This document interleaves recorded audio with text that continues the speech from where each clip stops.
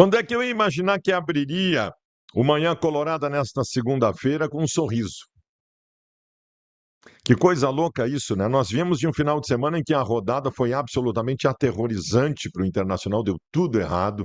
O Inter entrou na zona do rebaixamento, mas eu estou, abrindo a semana com um sorriso de algum alívio, o sorriso de esperança, o sorriso de quem está com o coração cheio e tocado pela volta de uma das grandes figuras da história do Inter, que num dos atos de amor mais fortes que esse clube já recebeu, aceitou vir para o Internacional para tentar salvar o Inter nessas duas últimas rodadas, sem receber um centavo, apenas pelo amor ao clube para executar uma função que ele não executa desde 2022.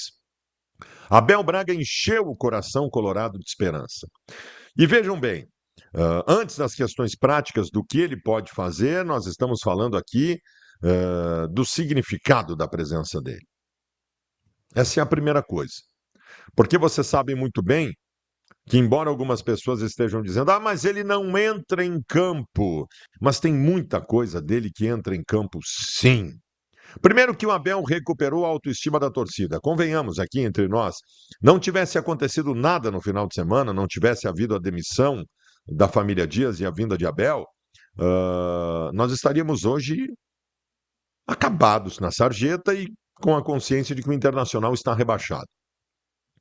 Então, a retomada da autoestima do torcedor com a vinda do Abel é sim um ponto importante. Estamos falando de energia e, na prática, estamos falando de um final de semana em que teremos 45, 50 mil pessoas no Beira-Rio só por causa dele. No jogo contra o São Paulo em Santos, a área da torcida do Inter teria 3, 4 gatos pingados, agora vai estar lotada.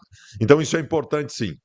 E na prática, gente, o Abel Braga veio para uma coisa só. Uma coisa só. E ontem nós confirmamos isso, eu estou dizendo isso desde sábado, e ontem nós confirmamos isso na entrevista coletiva. A entrevista coletiva, convenhamos, para quem ouviu, e ela foi longa, sei lá, 40 minutos, perto de uma hora, a entrevista coletiva do Abel Braga passou por um assunto só. Por um assunto só. Deu umas escapadinhas para um lado, para o outro, mas passou por um assunto só. O anímico. O psicológico. É para isso que o Abel veio. É para isso que o Abel veio. O Abel não veio para organizar time em 2 jogos. O Abel não veio para mudar o esquema tático, a forma de jogar. O Abel não veio para revolucionar a escolha de jogadores para jogar. O Abel veio para recuperar esse grupo psicologicamente. O Abel veio para fazer esse grupo entender que nestas últimas rodadas eles vão jogar como nunca jogaram em suas vidas no que diz respeito à entrega. E é para isso que o Abel veio. E você sabe que o Abel até deu com a língua nos dentes, entre aspas, sobre algumas coisas que ele disse no vestiário ontem para os jogadores antes do treino, sobre ter chegado para o Aguirre e ter dito: tu é o único escalado. Depois do Aguirre ter errado no último jogo, ter saído chorando, sabe? De ter entrado no vestiário e ter dito para os jogadores: vocês pensam que eu sou maluco, né? Vocês pensam que eu sou maluco, né? Então tu imagina a simbologia disso. O Abel ter aceitado vir de graça treinar o Inter em 2 rodadas, num desafio inglório, em que ele pode, no seu currículo de técnico do Internacional, daqui a pouco ter que colocar um rebaixamento. Eu acho que os jogadores não veem isso. Ter conversado com o Alan Patrick e ter dito, conforme ele disse na coletiva, ter dito para o Alan Patrick: tu tá muito menos, né? Tu tá muito menos, eu te queria na seleção. Sabe? Ter dito que o Borré é um casca grossa e que neste momento isso é importante. Então, os movimentos que o Abel Braga já fez nessa primeira conversa, eles já foram muito importantes. É só isso que eu espero do Abel. É só isso que eu espero de Abel. Eu já disse para vocês, nós não temos um time ruim. Nós não temos um time ruim, nós temos um time psicologicamente flácido. E que, se não houver uma entrega absurda nesses 2 últimos jogos, não vai escapar. Mas se tiver uma entrega absurda, se realmente o trabalho que o Abel veio fazer se confirme, o Inter vai escapar. E eu acredito muito nisso.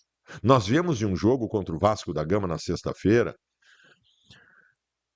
de um absoluto espanto da nossa parte por vários motivos, e o resultado é o principal deles, mas para mim o que mais me espantou, se eu tivesse que pegar um recorte daquele jogo, eu pegaria o gol do Rayan, da jogada do Rayan, que o Rayan atravessa o campo, sem ninguém combatê-lo. Num jogo em que o Internacional sabia que se perdesse, entraria de forma quase definitiva no perigo do rebaixamento. Então, os jogadores não tinham entendido até esse jogo, né? A incompetência da família Dias de ter conseguido mostrar para esse grupo o que significava o momento. Família Dias justamente demitida, possivelmente um dos piores trabalhos da história do Internacional. O presidente Barcelos fez aquilo que eu pedi depois do jogo contra o Vasco, que era um terremoto, uma catarse, um cataclisma, um furacão. Ele fez. Ele promoveu o furacão. Nisso ele acertou. Nisso ele acertou. Ele explodiu com tudo e fez um movimento surpreendente. Que ele é o pior presidente da história do Internacional, que a gestão dele, para mim, acabou, mesmo que tenha mais um ano. Isso nós vamos discutir depois. Agora nós temos outro foco. Agora nós temos outro foco. Imaginar que o Internacional contra o São Paulo e contra o Bragantino tem o dedo do Abel para modificação anímica para que possa conseguir a vitória. E pode. O Inter pode vencer o São Paulo na quarta-feira. Para mim, esse é o grande jogo, tá? Para mim, esse é o grande jogo. Porque se o Internacional vencer o São Paulo na quarta-feira, o Internacional vai fazer o movimento da forma que tiver que fazer para vencer o Bragantino no final de semana. Eu acho que se o Inter vence quarta-feira, o Inter vai ganhar do Bragantino na última rodada. Então é quarta-feira o jogo. Esse jogo nós precisamos ganhar. Daqui a pouco nós vamos conversar com o Paulo Pires, mas nós temos sim que pensar em 2 vitórias, para não ter que pensar em mais nada. É isso que nós temos que fazer. O Abel Braga tem mais 2 treinamentos até o jogo contra o São Paulo.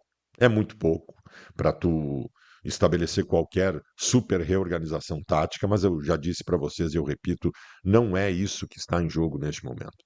Não é isso que está em jogo neste momento. O Abel Braga ontem O Abel Braga ontem entrou na sala de coletivas por um lugar que os técnicos não costumam entrar. Os técnicos eles fazem a volta por trás e entram pela porta lá por trás do vestiário. O Abel resolveu entrar na sala de coletivas por onde todo mundo entra, por uma rampa. E aquela cena ficou marcada para mim. O Abel, quando desceu aquela rampa, parece que tinham estendido para ele um tapete vermelho para o seu retorno. Ali estavam encantados torcedores, dirigentes e imprensa.